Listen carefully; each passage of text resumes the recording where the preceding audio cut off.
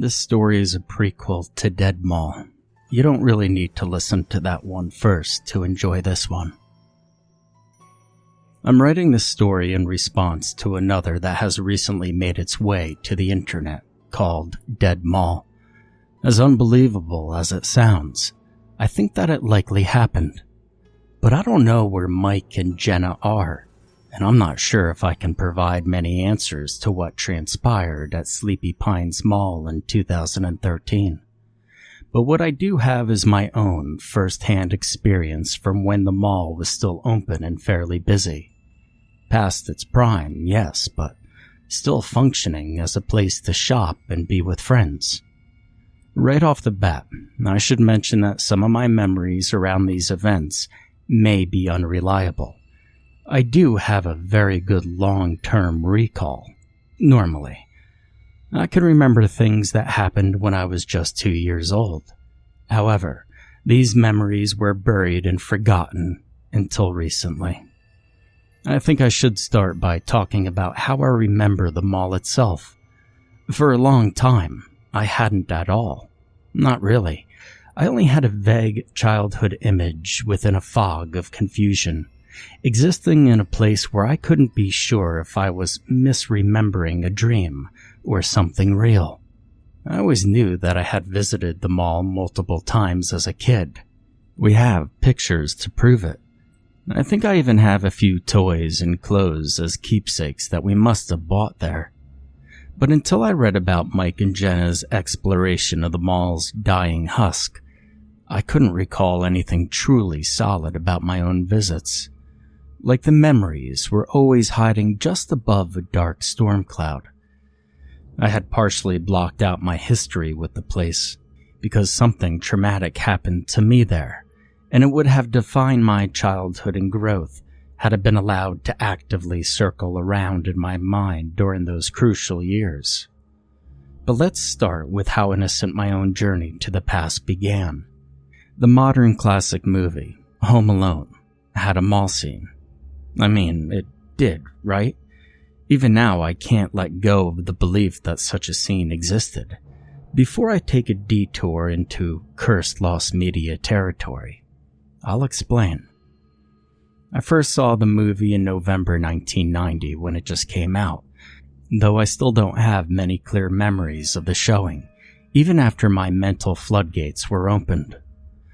I know I went to the sequel when it arrived as well, but I only ever saw either movie in parts on TV for several years after that, as they steadily ingrained themselves as American holiday movie staples. I think I was about 12 when I finally watched it in full again, on a videotape we rented for a family Christmas get-together. At an age when it's easier to remember and understand your personal history and the world around you, the fuzzy uncertainty of all things that we have when we're younger goes away. So I can clearly recollect asking my parents about the mall scene. "What?" my mom replies, right around the time the bandits start getting tortured by a psychopath kid. "Honey, there is no mall scene." But I couldn't accept that. I remembered seeing it when we first went to the film together at a mall in 1990. It was probably the only part of the movie I could remember pretty well from that viewing in a dark, crowded theater. And as the credits rolled, this time in a living room with a roaring fireplace, I was perplexed. My older brothers and sisters called me dumb for getting something wrong about what was clearly one of the most important hallmarks in cinema. I mean, obviously they would, being annoying teenagers. Years later, when the DVDs came out, I eventually rented the movie again and watched the deleted scenes, including the extras, certain I'd vindicate myself. My thumb was on my old flip phone's digits, itching to call up my sister who was in college at that point, just so I could rub it in her face. But the scene never showed up, and for some reason, this persistently bothered me much more than it should have. I even talked to my parents about it, and asked them to think really hard about the day we saw it back at Sleepy Pines. Had we seen some rare cut of the film?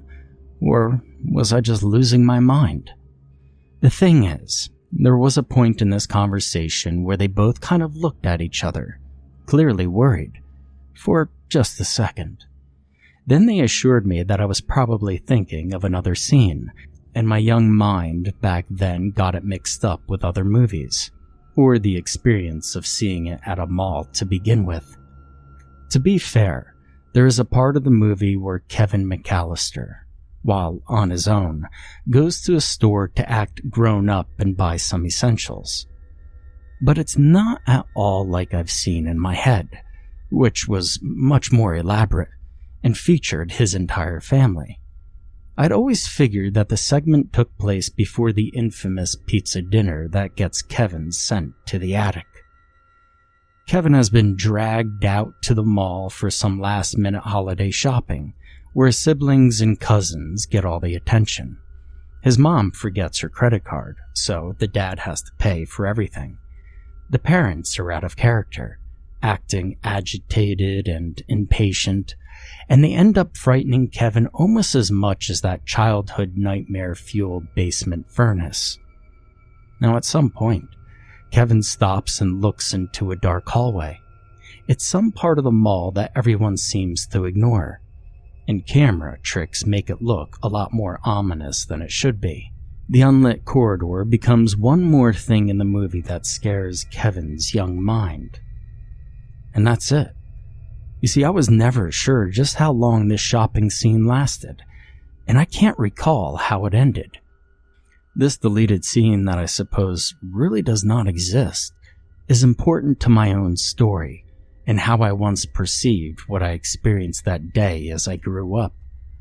Seeing as how I'm telling a story that deserves a proper build-up, I'll start at the beginning. I don't expect everyone to believe that these things really happened, but at least writing all of this down may help me finally move on. It was late November, just before Thanksgiving and Black Friday. While not quite as big in 1990 as it got to be later on, the shopping weekend was still the annual main event for businesses back then, and malls across America were ground zero. My parents couldn't stand those sorts of crowds, so our visit to Sleepy Pines that year happened a couple of days before the turkey was served. I grew up in Ohio, and not the American Northeast where the mall existed, but many of my grandparents and aunts and uncles lived there, so I was used to taking road trips with my family several times a year.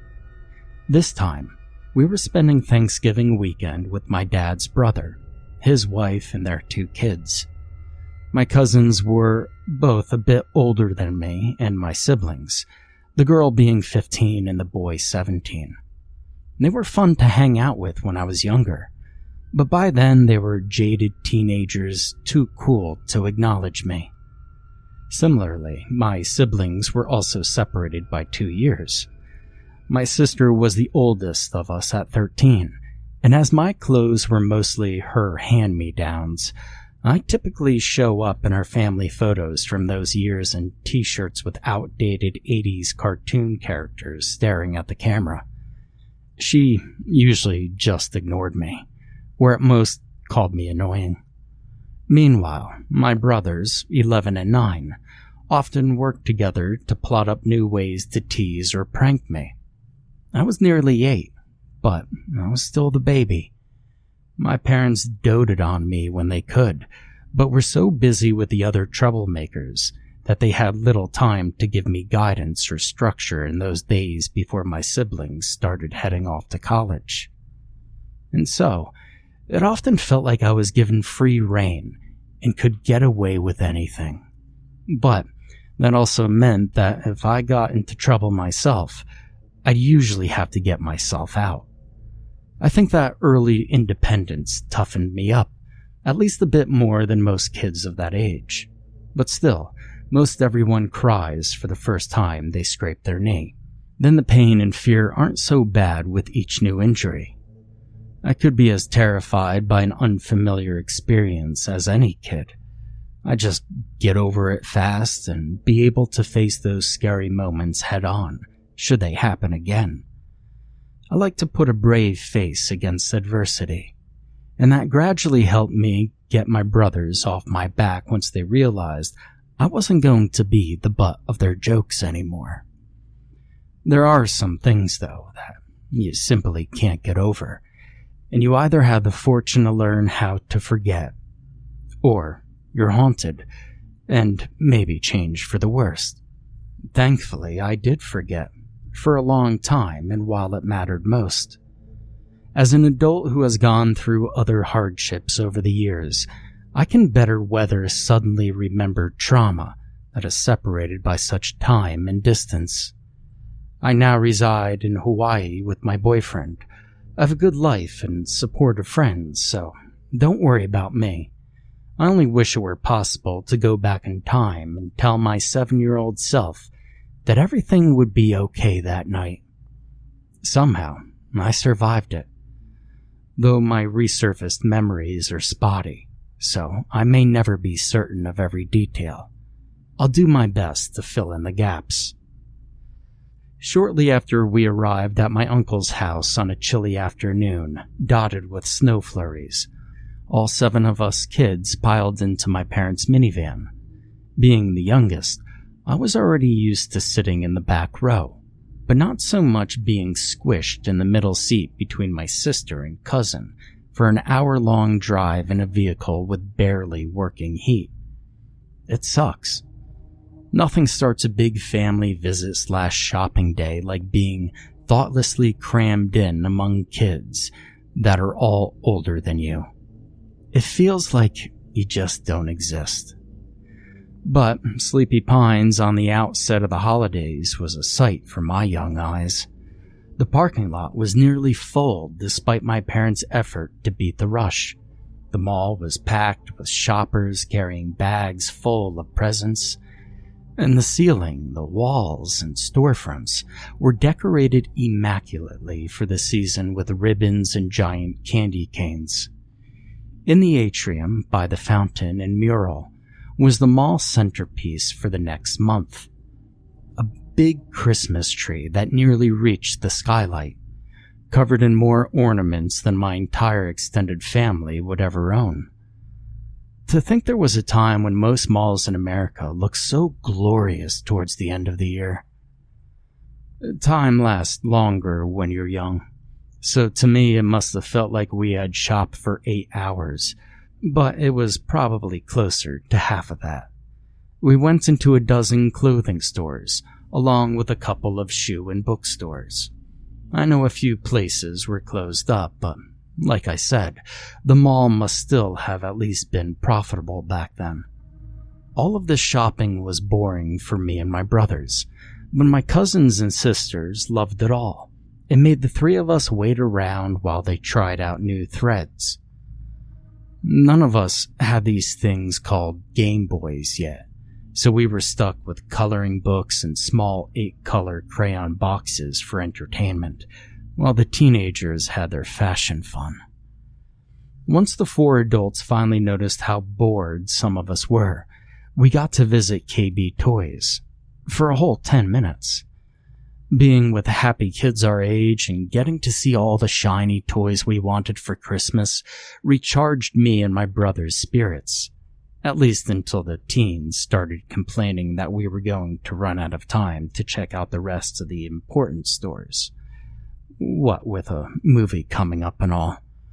The parents wanted everybody to stick together all day, too, so it wasn't like we could split up, with one group doing the monotonous clothes stuff and the rest of us getting to spend more time at the toy store or arcade.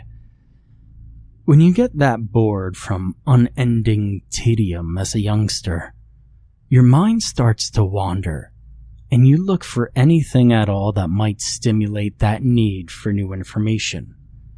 You may start to notice things you normally wouldn't, like how surprisingly clean a mall might be. Exquisitely so, in fact. No, seriously, spend enough time on the floor filling in other people's drawings with colored wax, and you learn to respect the cleanliness of a carpet. It's that small detail, the lack of stains in the store carpets, or the flawless wood floors was always one of those random childhood memories of the place that stuck with me. Even the pillars and tile out in the mall space was perfection, all polished and shiny. It was unusual enough to stand out in my mind, that kind of eye and effort for spotlessness in what was just another middling consumer marketplace in rural America. You wouldn't expect such detailed workmanship in any building that didn't already have gold leafing on everything. And yet somehow, I only ever saw one custodian during the whole long visit. Yes, places have cleaning crews that work at night, but this guy somehow struck me as someone who did everything on his own, and liked it that way. Sleepy Pines was the old man's second home, his pride and joy. I just don't know how he would have done it, even if he worked there 24/7. I must have spotted him walking around 4 or 5 times over the course of the day, trying his best to sink into the background in his beige uniform. I repeatedly saw him picking up trash on the floor, and he took on this angry scowl in each instance that made him look scary. As people passed by and ignored him, he seemed like he was cursing the world and the filth they left behind. There was something else I noticed. There were security cameras all over the place. And this was 1990, when they were less ambiguous and hiding inside ceiling-mounted domes, so they were easily visible despite being mounted high up. It didn't feel like the shoppers paid them any attention or cared. Maybe all of the posted, "Smile, you're being recorded" signs put them at ease. Like this level of security was normal. But, like the custodian, I only ever saw a single patrolling security officer. It was as if they considered their CCTV system enough to keep the place safe and to ward off shoplifting. I can remember my younger self thinking that the worst stop of the day was Dillard's, one of the mall's 2 anchors in a huge department store full of clothes and more.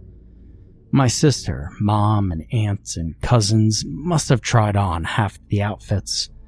Meanwhile, the rest of us wandered around the store, and at some point, I caught my dad and uncle staring off into space, as if they were contemplating on the chain of events that had led them to spending at least an hour there. The memory that sticks out the most was our visit to the perfume section, where one of them remembered that their wife wanted some expensive fragrance for Christmas. I've never forgotten how the smell there was so intense that my brothers gagged, or that I had a coughing fit which lasted for a while. Oh, and now that I'm writing this out and thinking about the nefarious perfume lady in the Dead Mall story, I can suddenly see her, and her smile, along with something else that probably traumatized me. As my dad, uncle, and brothers were all too manly to sample the perfume, I got to be the guinea pig. That large lady must have dripped a half a dozen smelly liquids on my wrists before the big, strong men finally picked one. I'm sure my brothers just loved that. The planned last stop of the day, at least before seeing Home Alone, was back at the atrium by the fountain. Santa's chair was set up, but he wasn't around yet. I'm guessing not until December, so I didn't get to sit on his lap and ask for something basic like my own new clothes. But there was one thing that I got to finally do, as a reward for being so patient all day. I got to ride on the holiday train ride. For those too young to remember, something that might still exist at some malls but were once more prolific, there used to be miniature trains that ran on a small looping track through a fake winter wonderland. There was a long line and our movie was starting soon. I think we already had the tickets, but I could tell that everyone else was anxious about getting in on time and finding good seats. This wasn't helped by the fact that my brothers were too old to go on the ride and got irritated because they had to wait on me. Even though the younger of the two could have gone on it, I vividly recall that at that time, he always insisted on acting as grown-up as his big bro, and wouldn't have ridden it, out of principle. And knowing how I was back then, I must have felt guilty about it, like I was doing something selfish. There was one thing about that mall that really creeped me out. It did so when I visited the first few times when I was very young, and still does when I think back to it. The mural in the atrium, by the fountain, of the settlers and the natives in the dark woods that once covered the area.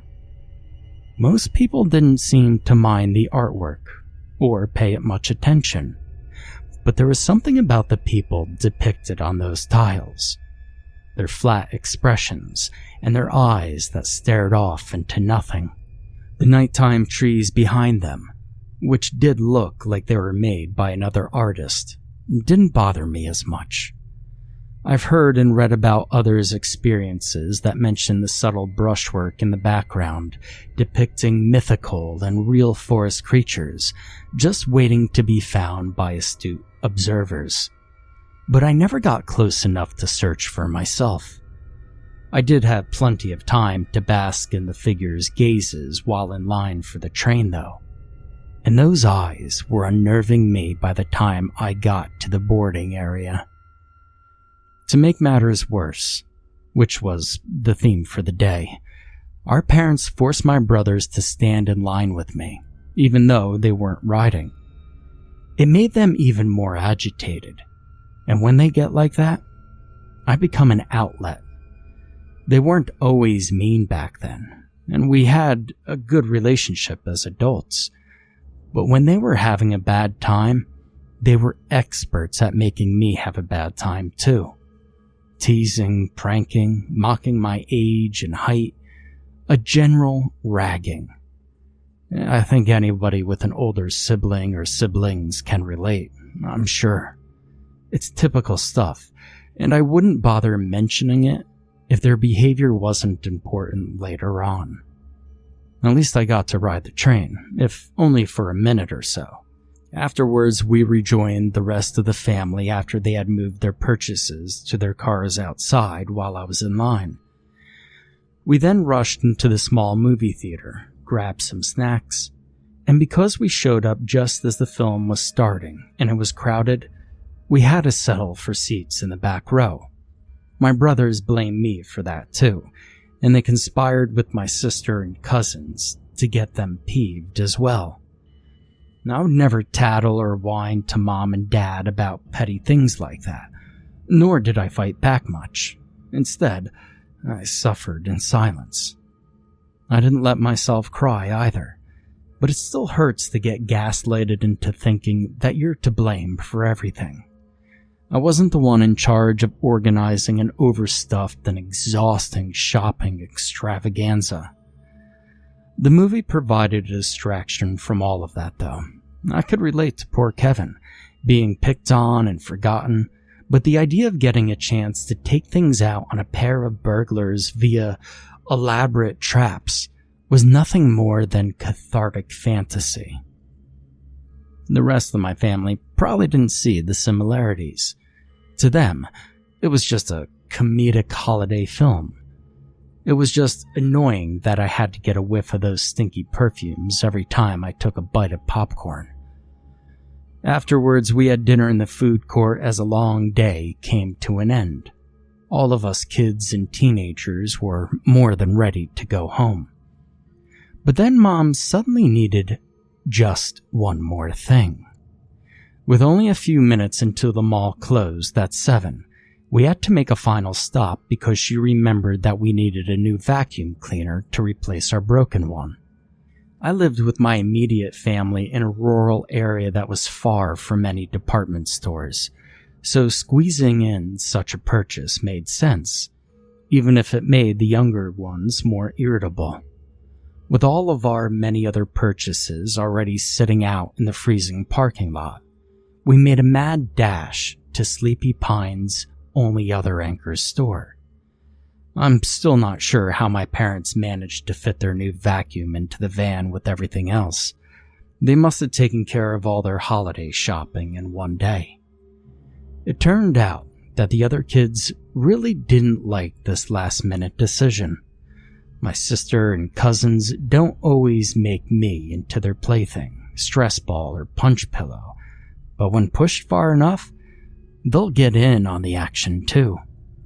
After their pleas to get home fell on deaf ears, meaning that TV shows would be missed and nightly calls to high school boyfriends would be delayed, they turned their eyes to me for entertainment, right in the middle of Sears.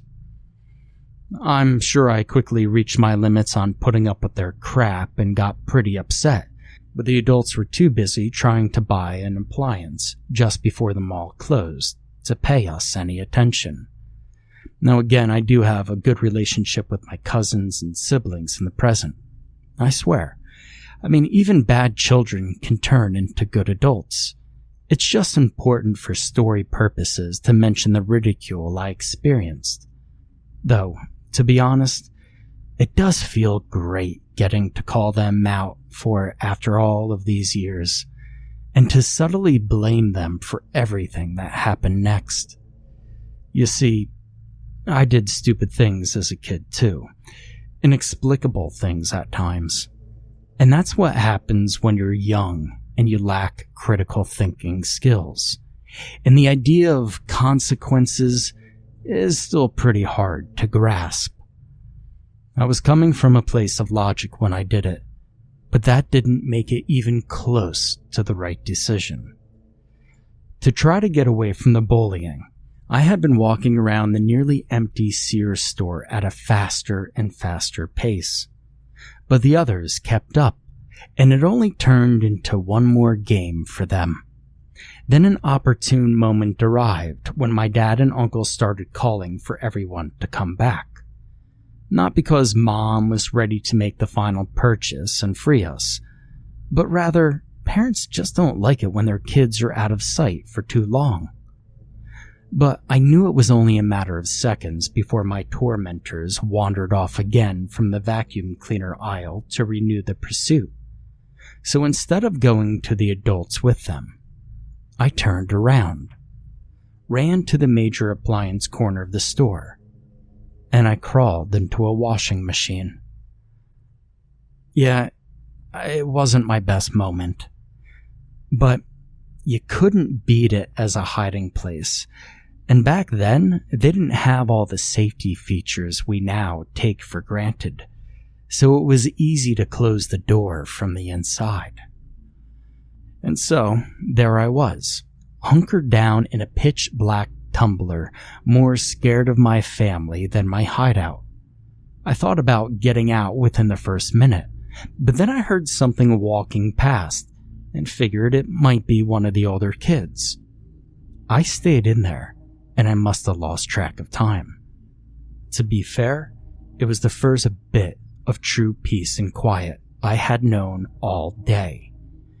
According to the old memory of this incident that I never used to question, the next thing I knew, I had gotten out, wandered about the empty Sears for a bit, and was then helped out of the store by some cops and returned to my parents amid the flashing lights of the police cruisers. But I never had a firm grasp on the passage of time around the event, and now I remember why. Much more actually happened. First, I should note a peculiar observation which never left me about the end of that day.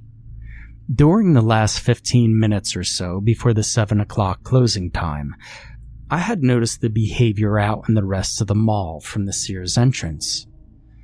Employees were closing up their shops in a hurry and rushing customers out, not even all that politely. In turn, the owners and workers I could see looked like they were being directed by the general mall staff to hurry things along, the custodian and head of security guys being among them. This also happened much closer to me, moments later in the department store, just before my siblings and cousins started being mean. There was a conversation between my parents and/or aunt and uncle with the employee helping them pick a vacuum cleaner.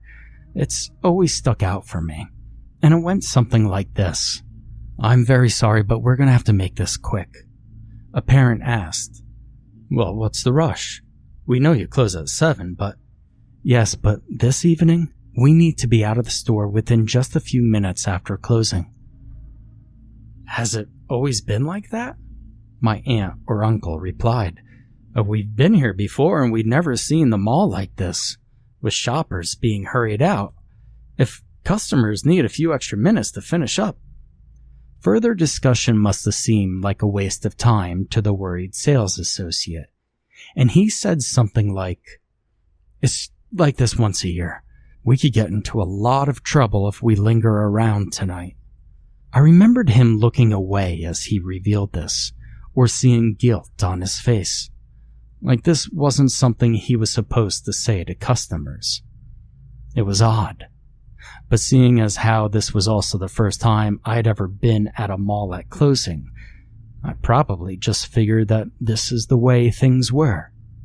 But later on, as a teenager in the 90s, I hung out at malls often with friends, and it was usually a pretty lax affair as things closed down. Usually just finished whatever you were doing and left as stores rolled down their shutters. Things got quiet, lights turned off, and the place emptied out. But my parents didn't dwell on it for long, because it was easy to come up with a reason that explained the rush and shrug off the urgency. I think it was my mom who replied, "Oh, it must be because of the holiday weekend." Of course. Well then, I'll just have to make my choice quickly." I didn't get to see which vacuum cleaner she chose until I was safely back home. Yes, obviously I did survive that night, but it shouldn't have been a night where that was ever in question. And now that the memories have come back to me, I've only just begun to wonder about the scars it left behind. I think a part of my subconscious has been haunted by what I experienced, even while the rest of me managed to forget for the longest time. Mom sometimes says that I was different before the night I got left in the mall. What my family believed happened wouldn't have been enough to traumatize any kid that age. But the whole truth is so far beyond what they know. I've delayed writing out what transpired long enough, and there's nothing left to set up in the story.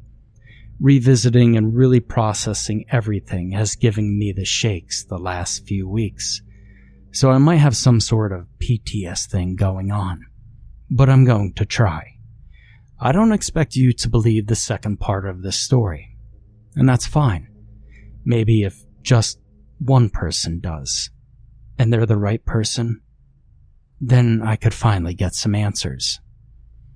But I doubt they exist.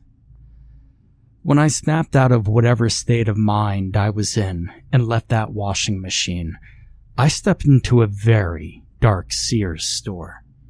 It was almost winter and already dark outside, and the place had no lights on at all, meaning my only source of illumination came from the parking lot lights outside and what little was still running out in the mall.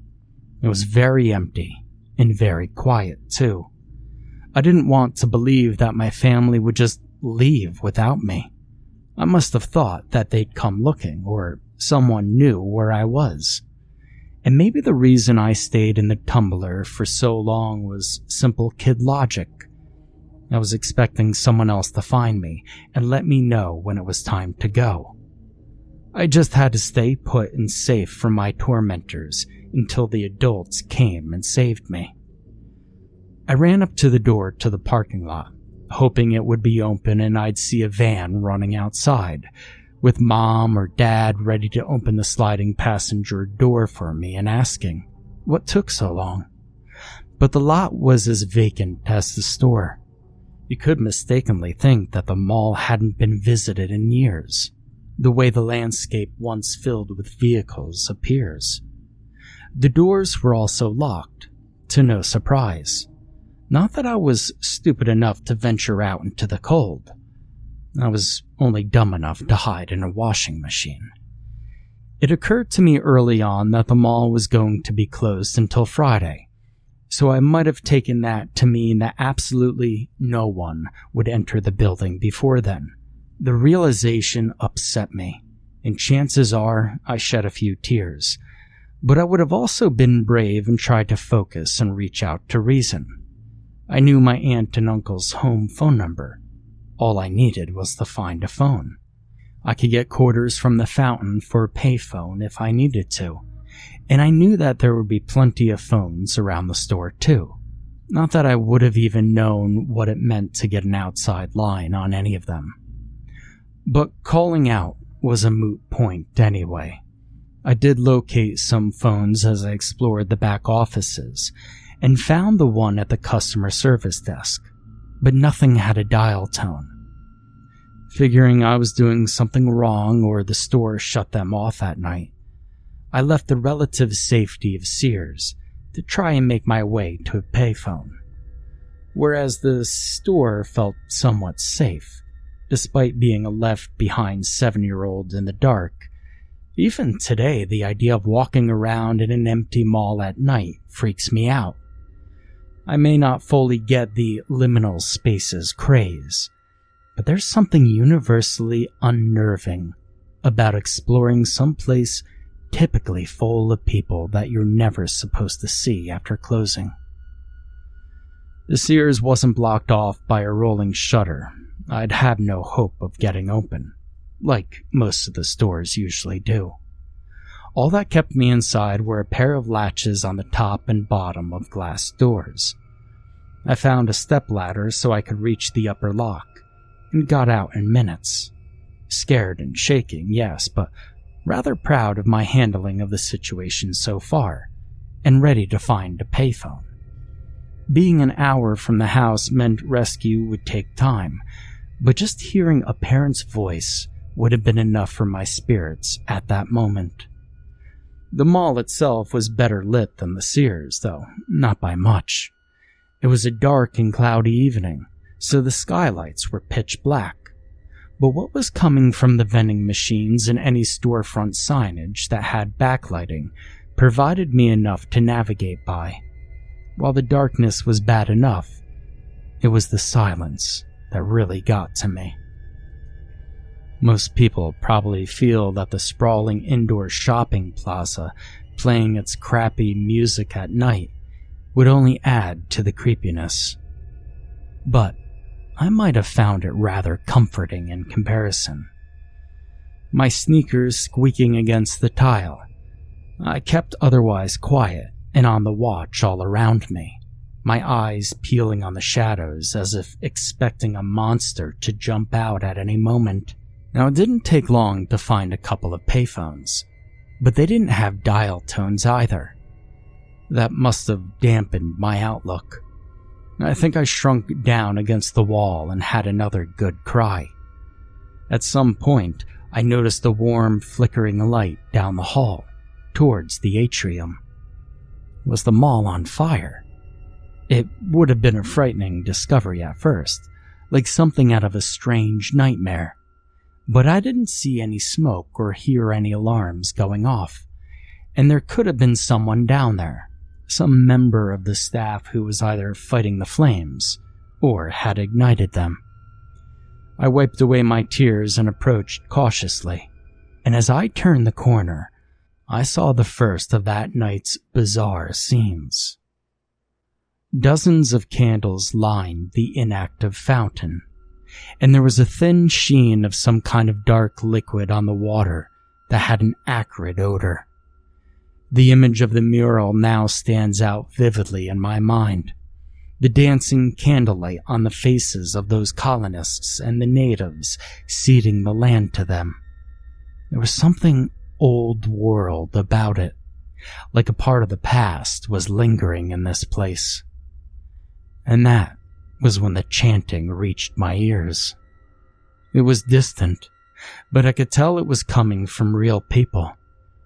There was only one more way to go. Towards the Dillards at the other end of the V-shaped mall. I looked around the next corner, and under a larger skylight were a number of figures, sitting on the floor and surrounded by 4 load-bearing pillars and countless candles. The people were in silhouette and difficult to see. But there were people. Now call me judgmental, but I wasn't naive enough to believe that a group chanting in candlelight near a polluted fountain in a mall at night would offer help to a child who may have already seen too much. Even so, I kept still and I stuck to the shadows, watching from a distance for a short while. My young mind must have had no idea what to make of the sight. And I remember thinking, was this something adults typically got together and did after work? Were they practicing for some kind of holiday performance? I mean, it sounds ridiculous to even consider those things now, of course. But when you're a kid whose worldly experiences are limited, every new discovery can mystify, no matter how mundane. Now, I should mention how well I could remember this part. I've always been able to, but I just couldn't recognize it as something that really happened. I'll explain why later, but I figured it should preface the clarity I have of this moment. Over the course of several minutes, I had snuck closer to the group, only stopping and hiding behind a fake plant once I could make out their strange chanting. It was in harmony among the 7 people and oddly rhythmic, if not muffled by their masks. Their mantra was paced like breathing, in and out and muttered in a low drone, and it only consisted of 2 words that I had never heard before. Words that I knew didn't belong to the English language. I can best translate their pronunciations as Ya-J-A-Day, followed by How-Dao Ni. The candlelight was too dim to make out their clothing at first, but their animal masks were easier to discern. There was a rat, a raccoon, some kind of bird of prey like an eagle or a hawk, a fox, a deer, and a snake. The person leading the incantation wore a pig mask, and if everyone was positioned on a clock, he would have been at midnight, with the others at 3, 4, 5 on one side, and 7, 8, and 9 on the other. There was no holding of hands, no movement or swaying. It was like they were in a meditative trance, saying those 2 words without thought or end. There was also a source of light in the middle of the group that I couldn't make out yet, as 3 of the people blocked my view. It cast a scarlet glow, and it stretched their shadows across the mall tile. Now I realized as I watched this strange spectacle that I actually might have had some frame of reference for what I was seeing. You see, surrounding 1990 was the height of America's satanic panic, which was in essence baseless concern among religious communities that Satanism and other forms of pagan worship were prevalent in all walks of life across the country. In other words, a few people were convinced that their neighbors could be trying to summon demons in suburbia. My parents weren't religious, and I never went to church growing up, so I can objectively say that it was nothing more than a form of mass hysteria. But back then, I wouldn't have been so sure what it all meant, the panic only being something I heard about from my classmates at school and occasional reports on the nightly news. But I did at least have some idea of what such a ritual might look like. It didn't matter whether or not I believed in any of it. If the people chanting in a circle truly did, then who knows what they may have been capable of doing, no matter how misguided. Too much faith and conviction in any belief can give people the power to do and justify almost anything. Having convinced myself that they were trying to open a portal to the place where bad guys went, I didn't want to take any chances of any of that stuff being real, so I started backing off, deciding to avoid the area entirely. I mean, think about seeing something this messed up as a world-weary adult. This image, seeing it as a child, it's surreal, inexplicable, nightmarish. The type of thing that would probably never leave your mind. I'm surprised I stayed and observed as long as I did, but looking back, it may have been because something was pulling me in, tugging at me from a distance, trying to whisper into my ear. Only it was too far away, so its touch was too subtle to quite reach me. I was about to leave, until I heard a familiar sound, the ring of a phone. I hadn't seen it until the pig man got up and went over to it. There was a phone on the floor next to the ritual site. My eyes had adjusted to the dark enough to see and follow the long cable connected to it, which ran from the same place further down the hall that I couldn't see from my position. As the pig man went to answer it, I got a look at his clothes. He was wearing a business suit of all things, and it was stained in a deep red. "Yes," he said into the receiver, in a plain voice as if he were talking to a regular person on a normal day. "Yes, we're ready. Understood. We'll begin right away. And have a good weekend to you as well. Alright, goodbye." He hung up and his other animal mask friends waited patiently as he walked off down the hall. I couldn't take my eyes off of the phone. Perhaps the only one in the mall that was working. There was no way I'd ever be able to make myself sneak over to it. But I knew that if I could follow the cord, I might find other usable phones near where it was plugged in. The pig man returned after a few seconds, pulling over a trolley cart, like the kind used by ice cream vendors around the mall during the day. And this is where things got unexpectedly disgusting and perverse. He opened the sliding metal lid of the cart and pulled out an animal carcass. I think it was, I suppose appropriately, a pig, although its head was missing. And no, he thankfully wasn't wearing it. It was easy enough to tell that what he had adorned was a simple rubber mask. Not that it made any of what I was seeing any less bizarre. The carcass had already been slashed multiple times, with deep wounds going across the body that were still leaking blood.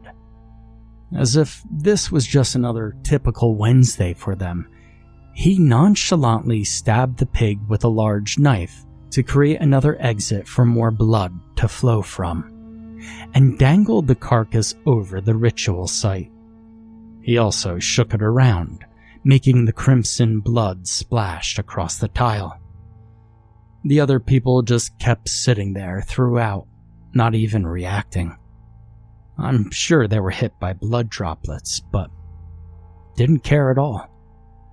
When the pig was thoroughly drained, he chucked it off to the side, then returned to the cart and then pulled off an object that had been perched atop the retracted umbrella pole. When he brought it into the light, I could see that it was a cow skull with horns intact. It was bleached, dusty, and cracked. It had been around for a while. The pig man returned to a spot, and he held it over his head. "Fresh blood and bone, binding our circle of life with those who have come before, we ask that you hear us once more. This sacred ancient land, we respect your bounty. We know our desires to be worldly and petty, small and meaningless in the eyes of the timeless earth around us. We humbly beg your forgiveness for our sins, for forsaking and abusing nature, and for the death and destruction brought by our forefathers. May the old spirits of those who truly tended to and respected this land only know paradise. They did not deserve our wrath against them, and surely their use of your great power was modest and just. But now we live in a modern world. We know it to be shallow, frivolous, and yet livelihoods are, as always, at stake. Failure of our crops, famine, and pestilence may no longer be of grave concern, but we still fear failure and destitution, the loss of opportunity. If we do not succeed, then someone even worse than us will, and it will be as if we were never here. The pigman lowered his arms and cradled the cow skull. It could be that his arms were just tired, as he wasn't yet done with his diatribe and request to what must have been some unseen personal god. Capitalism has swept across this land and carries with it many sins, but our greed is not in excess. For all of its faults, the industrialized world brings benefits to our health and standards of living, but it requires constant economic growth. So we ask that you bless us with one more year of your generous gifts. We are caretakers of a structure that has brought an income to many and a joy to far more. We are proud to remain independent and not under the thumb of corporate tyranny. Yet, and God knows we've tried, our slow decline continues. Were it not for your charity, our time here would have already come to an end. We heartily ask that you renew and revitalize our beloved enterprise again. Allow it to persist, and may our days remain full of purpose for as long as you see fit. We cannot be abandoned or forgotten, or bow to those who would dispose of us for profit. Look into our history and see how we are cherished by the masses. And now, my friends, let us pray. And with that, he set the cow skull in the middle of the circle, and the chanting resumed, louder and more forceful this time.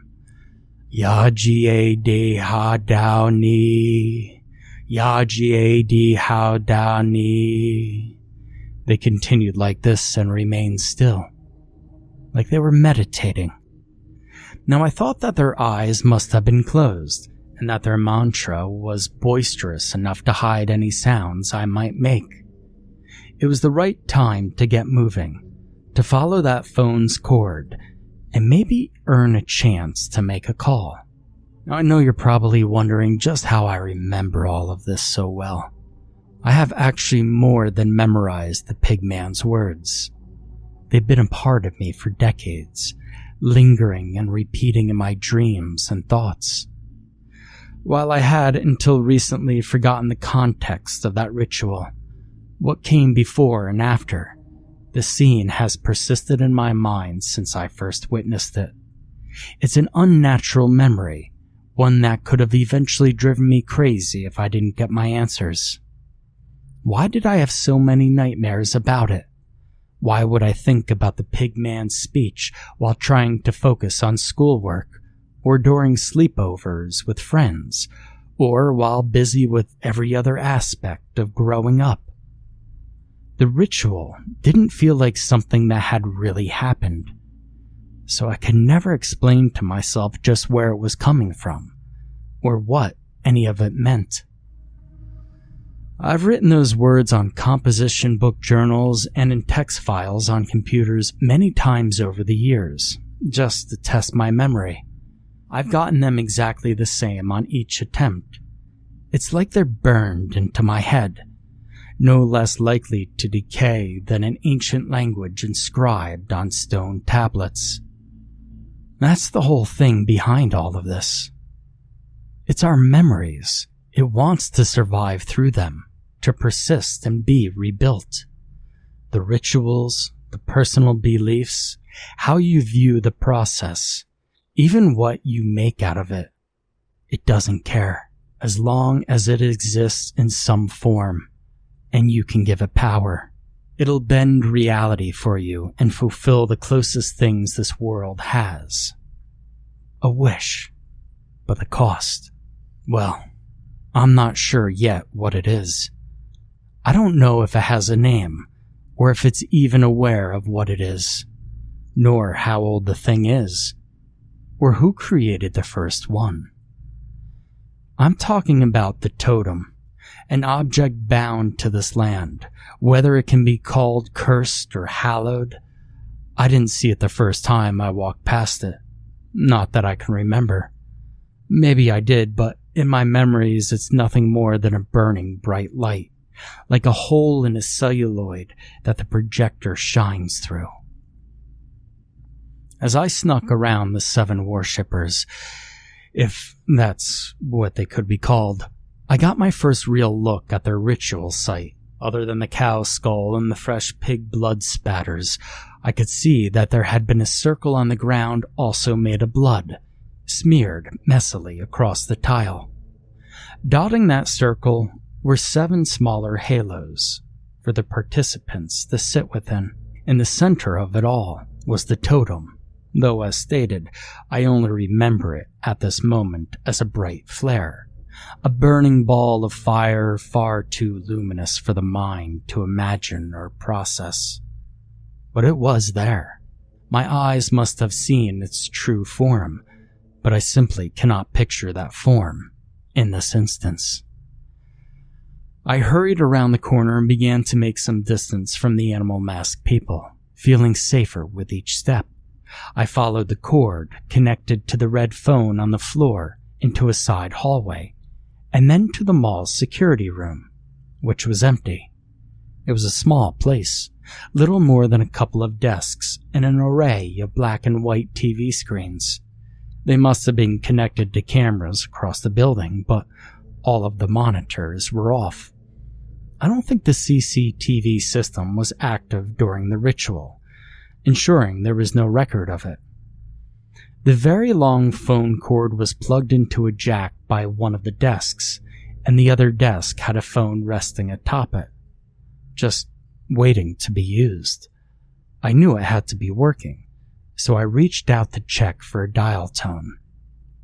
But then, it rang.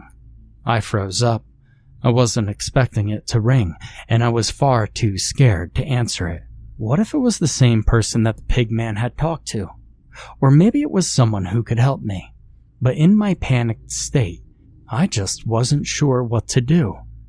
I hesitated and stood in place too long, and by the 3rd ring, I could hear approaching heavy footsteps from someone who must have been wearing boots. I hid under the desk, making myself as small as I could. The light in the room was positioned in a way so that it cast the man's shadow on the nearby wall. Between the phone's rings, I could hear his muffled breathing from under his mask. He sounded agitated, perhaps offended by the interruption. My heart beating out of my chest, I remained under there, quiet and frozen as he stood just behind me on the other side of the desk. I believe he was waiting for the phone to stop ringing, but after about a dozen or so rings, I could see a shadow bring up his mask and then grab the receiver. "Sleepy Pine Security," he answered in that kind of tone of voice I remember my parents using whenever we did something bad, yet they were really trying hard not to tell us just yet. I'm paraphrasing, but he went on to say something like this. "Lost child? No one's here. Yes, I'm looking at the cameras right now. You don't need to get the police involved. Your kid isn't here. Goodbye. No, don't call back." He then slammed the phone down, and I could hear him mutter out a frustrated, "Damn it." Despite my terror, I could still comprehend that it was only one of my parents that just called. They knew I was missing, and it was just a matter of time until either they or the police would show up. I suppose it was also a good thing I didn't pick up the phone. or I would have likely have been caught. The pigman slid his mask back down and turned to leave, and I planned to return the call as soon as he was gone. The instant that I began to move, however, the phone rang again. I retreated back under the desk, only seconds before the pigman came stomping back in. He ripped the phone right off its cord and threw it at the wall with such force that I could hear its plastic casing shatter on impact. His rage only made me even more scared of getting caught. The slightest inconvenience getting in the way of his ritual was like heresy. Worse, he knew there was a child somewhere in the building, a helpless interloper. He and the others would now keep an eye out for me. Recognizing this, I must have stayed under that desk for a decent length of time before mustering up the courage to get up and leave the room. With the only phone I could easily get to destroyed, but also armed with the knowledge that help was on its way, I saw my best option as just trying to get out of the building. Sleepy Pines was at a central location and served many towns, and yet it was still away from the interstate and the gas stations near it. This place was in the middle of nowhere, and there were no other businesses I could run to. Even so, by then, I was ready to take my chances waiting or hiding outside. The emergency exit doors out in the hall were also a no-go, however. Looking back, I think that the mall could be completely locked down by design. And maybe it was important for the ritual that nothing could get in or out. Or it could be that they were keeping something else inside. Now, I haven't mentioned this yet, but ever since getting out of the washing machine that night, I'd felt like I was being watched, as if eyes were on me the moment I had stepped into the darkness of the Sears store. I wonder, if I had just stayed in the tumbler, would I have been safe? I'm not saying that the mall itself was alive, but I believe there was some kind of presence in there that night, all around, pervasive, lingering in the shadows and in every corner where light didn't reach. The feeling was never stronger than when I slipped into the utility corridor, its entrance being right by the useless emergency exit. It was a cold, dirty place, left unheated. Nothing but gray concrete, wiring, air ducts, old equipment, and remnants of stores that had closed over the years. The long stretch of hallway was like the building's unseen museum. Sale signs, going out of business banners, cardboard stands, broken shelving units.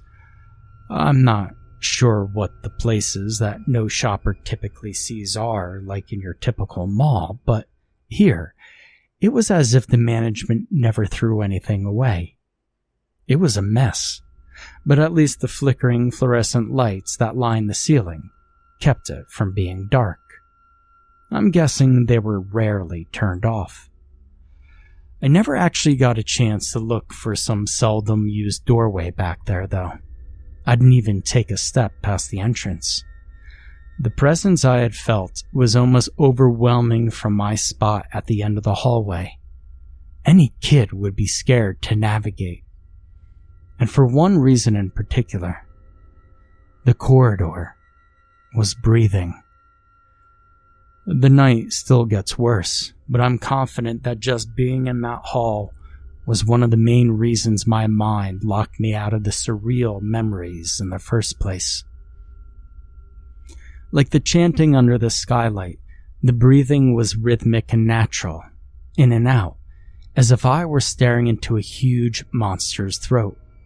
It was frigid too, but impossible to mistake for a draft.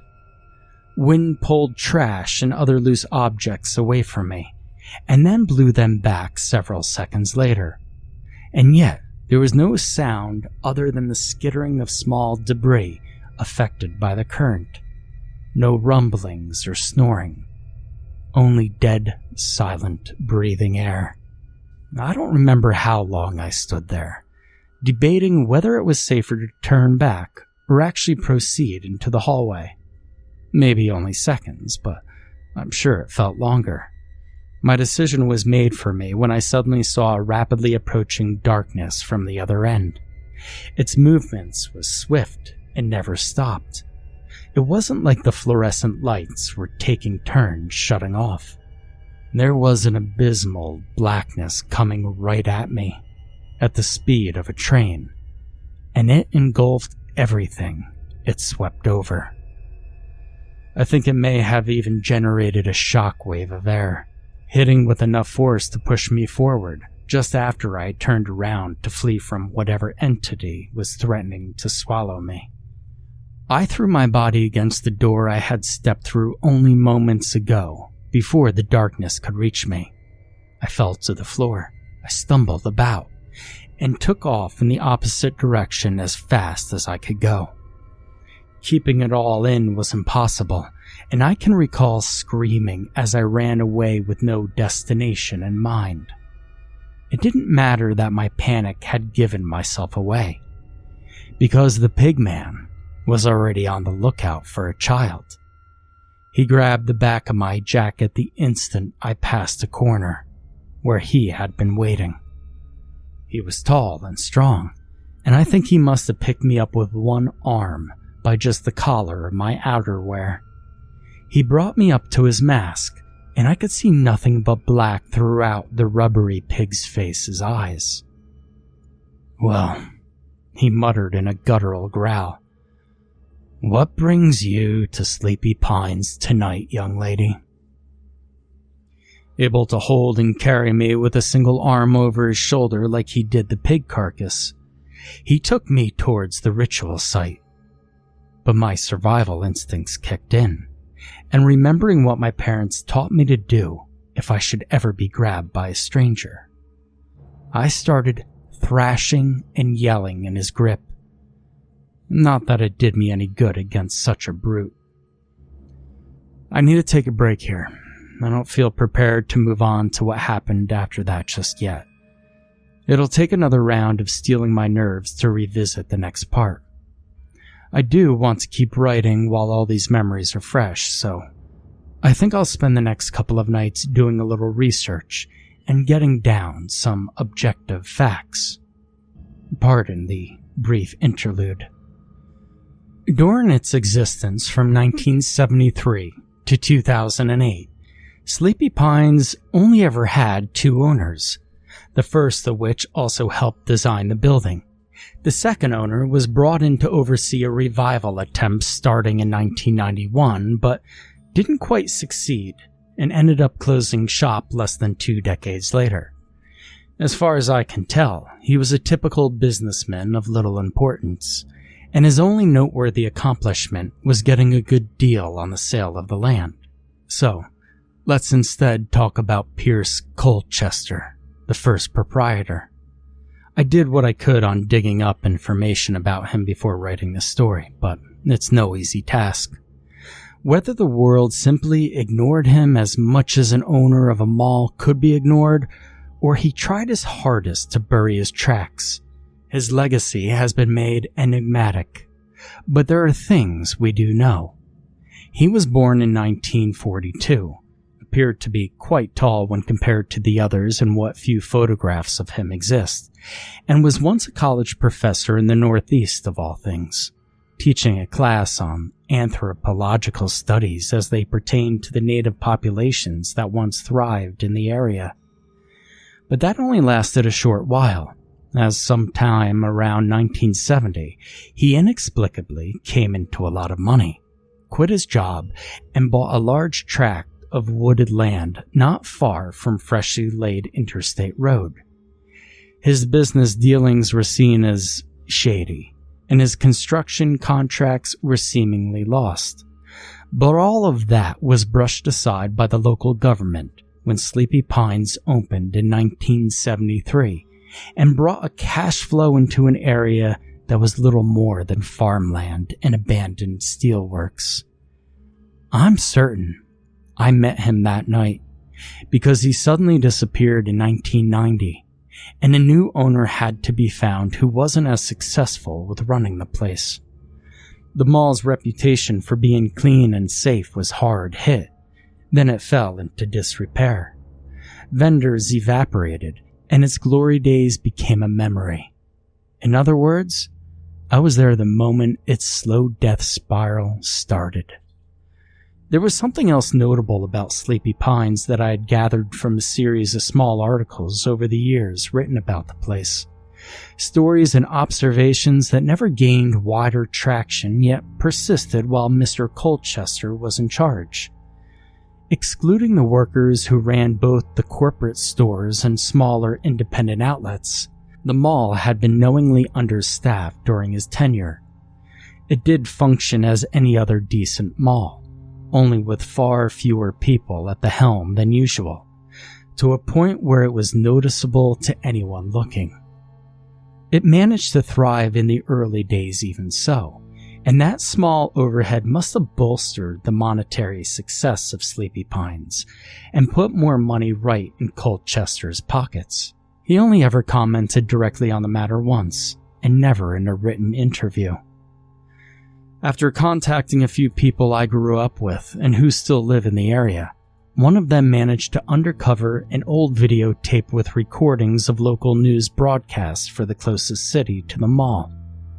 It so happens that Colchester was interviewed in 1988, right in the atrium itself and in front of the mural. He had made one of his rare public appearances for what was little more than a fluff piece celebrating the mall's 15th anniversary, and the segment was less than 2 minutes long. Hearing him speak was what really confirmed to me his identity. He is standoffish and his answers are to the point, if not a little defensive. I won't transcribe the whole thing, but his responses are worth a mention. He is asked 3 questions. To the first, he explains his mall's success on keeping a small but dedicated and professional staff on hand at all times. To them, the place is more than just their livelihood. It's their sanctuary. This is his words, not mine. Even the reporter seemed a little taken aback by his degree of reverence. Perhaps thinking that he went too far, he visibly tries to lighten up a little and emphasizes that he just wants to turn the mall and the work around it into an art form, something to take pride in, like the Italians and the Japanese do. Now keep in mind, this is a middling shopping center in a low to middle class rural area. He definitely thinks too highly of himself, and it's clear he isn't much for socializing. Replying to a follow-up question on why he hired so few people, he claims things like efficiency and forming a tight-knit family. I think he just wanted to save money and have the right number of workers that he felt he could control, either keeping them devoted to his cause, or leaving their numbers small so that they wouldn't consider rebelling against him. After some banter back and forth and compliments from the reporter about the pristine nature of the place, she asked her last question, about the mural. The camera pans over to it, basking in the daylight from the windows above, and because of the low-res video, it's like the figures are watching several children passing by who have ice cream cones in their hands. Every mall needs to have a centerpiece, something that defines and speaks for it, Colchester says. I've visited many across the country and seen things from elephant sculptures to meaningless displays whipped up by a commercial artist. I had this mural commissioned to pay homage to the people that were here first. It allows us to look back at them, and them us, from the distant past. And for anyone that studies the brushstrokes closely enough, they'll find little secrets, depictions of folk stories and forest creatures. I cannot give away the name of its 2 creators. One did the backdrop, the other the deceptively simplistic figures. but to suffice to say, they're both modern masters. All this art talk goes over the reporter's head, and she concludes the interview with a toothy grin and wishes Colchester luck in the next holiday shopping season. Himself an artist in backhanded wit, he smiles wryly and suggests that she might wish to check out the sale at the Pottery Barn. She cheerfully closes out, and we return to the local newsroom to learn of other trivial matters. I do miss the simplicity of that time. It's hard to believe that just a couple years later, that man was covered in blood, wearing a pig's mask, and returning to what was pretty much a cult ritual in his mall with me in tow, kicking and screaming. I can really only owe my survival to a rift among his workers. Some of them hadn't lost their humanity quite yet, and seeing their boss dragging over a small girl to a sacrificial circle was a step too far from them on first sight.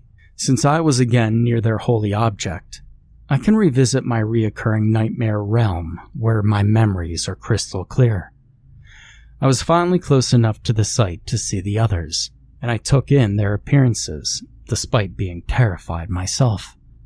While they never took off their animal masks, the rest of their clothing was also business attire, and I recognized two of the uniforms.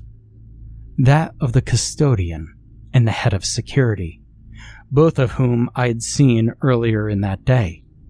There were two other men in suits, and two women as well that I know I'll never identify. For some reason, when I was brought close enough to the object in the middle of the circle, I could see it, or more accurately, I can remember seeing it since from then on. It doesn't seem to burn a hole in my memory. The totem radiated a strange energy, its structure glowing and containing something exotic and prodigious. There was a red orb floating inside it, giving off waves of heat like a road on a hot summer's day. I don't think its color actually had anything to do with blood. Rather, that was just how these delusional people perceived it. Nor do I think they dug it up. It was too clean and intact to be some ancient lost relic found in the area. I believe they built it. I was able to watch the Mike and Jenna videos after getting in touch with the person who discovered their camera files and is keeping them otherwise private, making me one of the few who has watched those mall exploration clips. This was definitely not the same totem that briefly appears in their video. Its composition, size, and materials are totally different. Whereas the object they stumbled upon was tall and looked like a wood carving, this 1990 iteration of the supernatural device was made of bone bound by leather to wood, and in a shape similar to an antique hourglass, with the bone twisting around to form a cage of sorts that kept the crimson sphere inside. Thankfully, I doubt it was made of human bones. They looked like they had come from a large animal, and I don't think that the people were macabre enough for that kind of defilement. Not yet, anyway. Some of their arguments made their opposition to what was happening clear, and it gave me hope. But that night was already one of the most demented things a child could ever experience. Other than Mr. Colchester, the pig man, I can't be sure of who spoke because of the masks, but their quarrel went something like this. Why is there a kid in the mall? Where did you find her? We have to stop everything at once. She isn't part of the process. But she's already seen too much. No, we can medicate her and knock her out. She'll think this was all just a bad dream. Her parents must already be on the way. Don't waste time debating. But you know it doesn't let anyone forget. This is true, Colchester tells his flock, as I continue to stare in awe and fear at their sacred object. And her family is looking for her. But isn't it obvious what we must do? This is a sign. The divine miracle is testing us, our devotion by bringing us this lost lamb. You know what has to be done." "Sir?" one of the women replies shakily. "When you use language like that, it concerns me. The icon is remarkable, yes, but we need to remain rational and clear-headed. We agreed years ago that it would be dangerous to place such blind faith in this thing that we still don't understand." That remark angers Colchester, and he roars almost incoherently. "No, that's exactly why its power has waned. You never truly believed in the icon. None of you did. Not like I do. How can you take this child's appearance in any other way than a pronouncement? No, a holy commandment. We were never going to sacrifice a child," the other woman says, and she and the custodian get to their feet. "This is too much." "When does it end? What's next?" the custodian asks his boss. "Do we put 2 kids under the knife next year? Then what, double it every year after?" "If we must," Colchester rages on. "Think of all the happy families making memories, buying presents for their loved ones. We need that to persist. This is a small price to pay for success. Why can't you open your eyes?" But he's only losing followers, and everyone but one of the men in a fancy suit stand up to oppose him. "I don't think its power has weakened, sir," the head of security replies harshly. "I think that even it can't keep the tide back any longer." "He's right, my friend," a man agrees. "We can't fight where the market is going. The golden days are over for many businesses, not just us. Let's just all calm down and talk civilly. There are other uses we could find for the object, and Sleepy Pines may still be able to sustain itself for years to come, even without its help. The past isn't worth holding on to. Not at this price. None of you have ever had enough faith in our blessed icon. If you had truly devoted yourselves to it, we would not even be here tonight." It was then that the last person, still sitting on the floor, one of the men wearing a business suit and hidden by the rat mask, stood up. He took out the knife from the pig corpse nearby and wiped off the blood on his sleeve. "My faith is still strong," he grumbled in a harsh tone. "Good. Then show me," Colchester demanded, and turned with me still in his grasp so that I could face the large butcher's tool. The man in the rat mask approached callously, like it was meant nothing at all to drive that blade into a child's heart if it meant another year in the black. But the others still wouldn't let it stand, and they drew near. They recoiled when the rat man slashed the knife toward them and said sternly, "Get back. I have too much riding on this place, and if you can't do it, well then I will."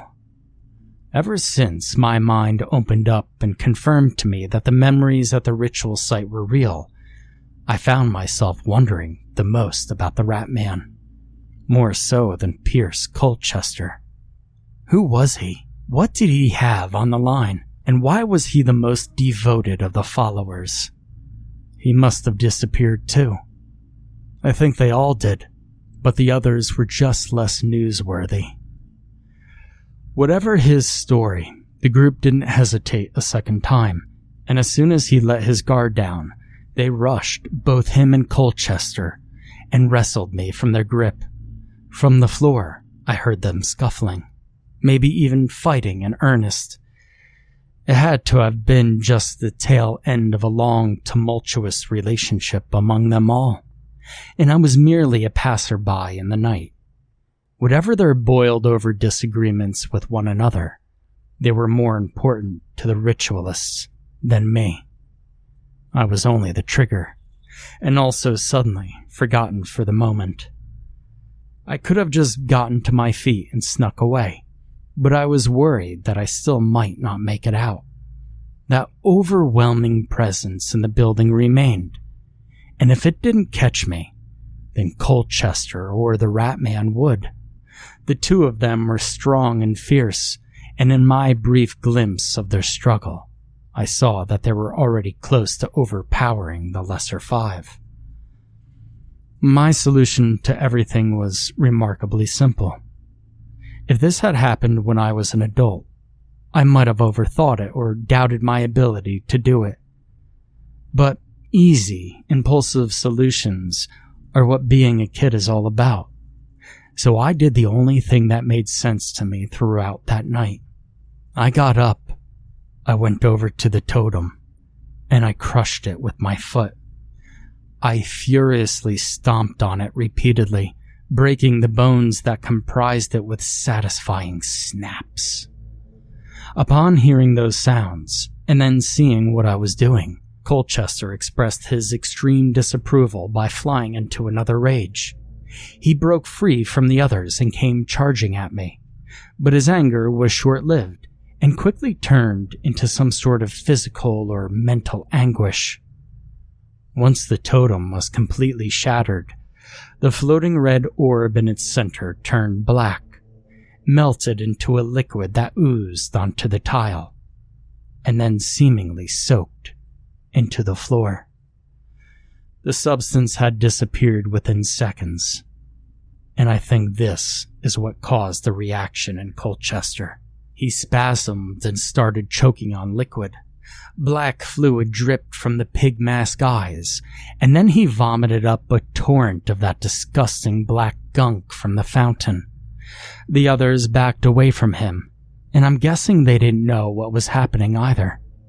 But he was obviously in pain and suffering as his body tried to purge something unnatural.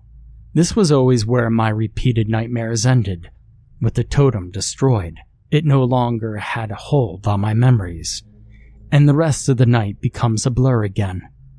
Although I now remember the rest just as well as any other fuzzy childhood account. Colchester ran off, clutching his chest or stomach, and there's a chance that everyone else just stood around a moment longer, looking at each other and me as if wondering, what now? But it didn't last long. Since the mall was dark, the flashing red and blue lights that had suddenly appeared from the other side of the nearest locked doors filled the halls and scared them off.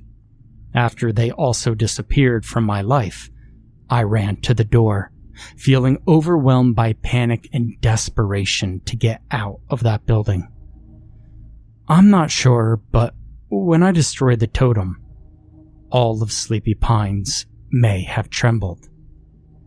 If it wasn't from the severing of some otherworldly grip on the place, then perhaps it was that unseen but omnipresent entity I had felt since the start of that night. Either way, I had returned to the world of reason and everyday normal adults doing their jobs.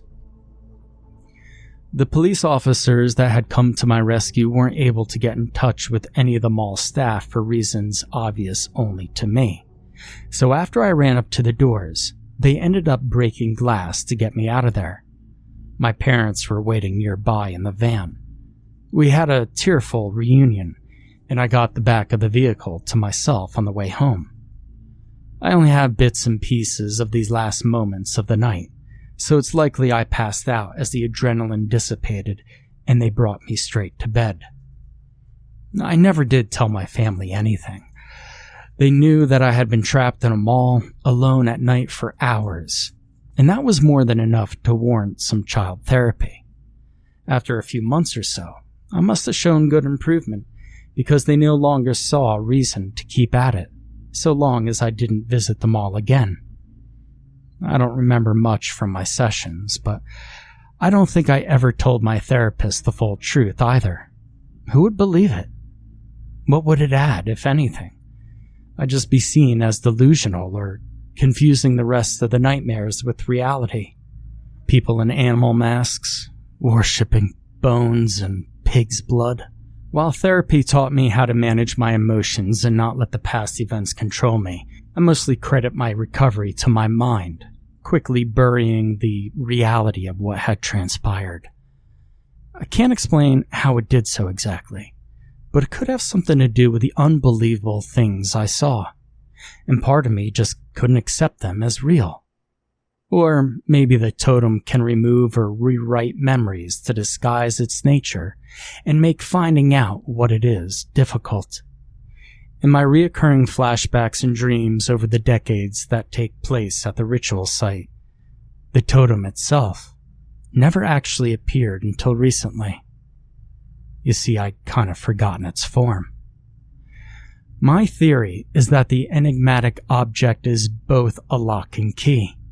It can hide itself away from perception, but when I read Mike and Jenna's story and I saw the videos, the totem unlocked itself within my psyche and freed other memories about the day as well. How it can do this is just one more mystery as to its origin. I think any physical form it takes is tenuous, only as strong as the person that creates it. But it knows how to linger and wait to be made again. I can't even begin to assume anything about its powers or true purpose. Now, I haven't seen any of the people at the ritual since then, and I never returned to that mall. We did visit my uncle's family a few more times, but I stayed at the house when the other paid a visit to the Sleepy Pines.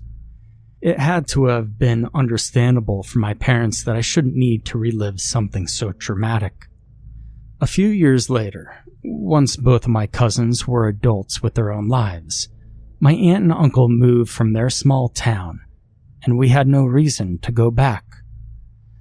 Now, before I wrote this, I finally asked my mom about her perspective of the night, emphasizing that I remembered everything she thinks happened to me that night. It reawakened old guilt, but I assured her that I had moved on and forgiven everyone for leaving me behind. Her answers gave me a clear understanding of how things went wrong, and I can't really blame my parents anymore, at least not fully.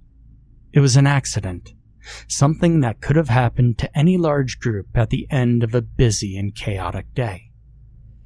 It wasn't as basic as driving a van full of kids home and not noticing that I was missing. There was actually some miscommunication between my parents and my aunt and uncle about who was riding with who. Presents filled up both vehicles and meant that passengers had to be split up. In the confusion, each driver must have thought that I was in the other car. Specifics about which siblings and cousins were in each vehicle were lost to time. Not that it really matters. However, things panned out. No one noticed I was missing until a few hours later, when it was time for bed.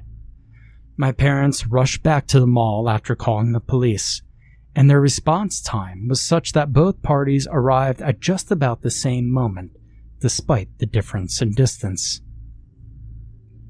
Life moved on after that, and the incident became just another one of those childhood disasters that big families get used to. All of my siblings have horror stories as their own as well, though none as strange as mine. Not that I've divulged to any of them the full truth.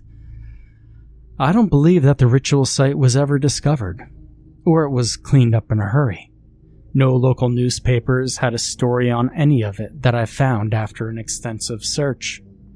However, I did manage to track down the words that the ritualists were chanting after repeating them in my head enough times and thinking about Colchester's reverence for local tribes. They were from the Seneca language, used by the Iroquois people in the area. Hojiede, meaning the earth, and Haudonai, to breathe. Yadzede and Haudine. I'm not certain of the pronunciation, and they probably aren't either. They probably didn't have to be. You see, it's the belief that counts. It's the belief that fed the totem. But if there truly is something special about the land up there, the breathing earth, I wouldn't be surprised. It would track with what I had felt and witnessed that one night in November. The last thing I don't understand, to top off so many other things, is that I had to have been in that washing machine for at least several hours, since my mom swears that I didn't get to bed until midnight. There's no way that I would have willingly stayed in there for that long, so I must be missing time. I either fell asleep without knowing, totally spaced out for a while, or something else happened the moment the mall closed up that defies explanation. If the totem can screw around with space, then it's not a stretch to say that it could also play with time. The danger is great, but I have a feeling that it'll eventually be remade again by someone with a different point of view than a few guilt-ridden capitalists in charge of a dying mall. And maybe then we'll get some answers, because I have none. Only guesses and an outsider's story. Until then, I've recently found that sketching my own version of the totem on occasion is strangely soothing. It makes me feel calm. I kind of like it.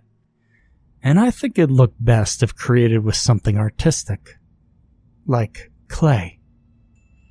But I'm also well aware of what it might do if fully realized. So, don't worry about me. I'm fine.